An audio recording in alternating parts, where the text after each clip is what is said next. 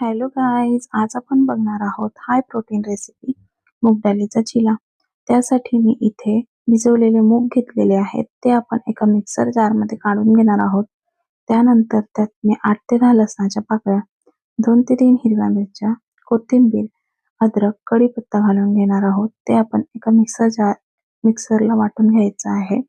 त्यानंतर आपण ते एका बाउल मध्ये काढून घेणार आहोत। त्यानंतर आपण त्यात किसलेला गाजर, किसलेला बीट आणि बारीक चिरलेला कांदा घालणार आहोत। त्यानंतर आपण त्यात चवीपुरतं मीठ टाकणार आहोत आणि एक छोटा चमचा हळद घालायची आहे। त्यानंतर आपण त्यात थोडं पाणी ऍड केलेलं आहे मी, आणि मग एका तव्याला आपण ऑइल अप्लाय करून घेणार आहोत आणि त्यावर बॅटर पसरवून घ्यायचं आहे आणि त्यावर झाकण ठेवून आपल्या चिला 2 ते 3 मिनिटांसाठी शिजवून घेणार आहोत।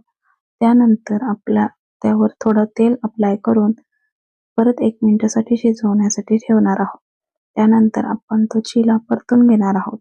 इथे मी दुसऱ्या पॅनवर सुद्धा ठेवलेलं होतं।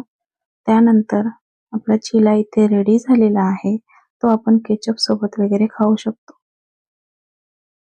रेसिपी आवडल्यास नक्की लाईक, शेअर आणि सबस्क्राईब करा आपल्या YouTube चॅनलला।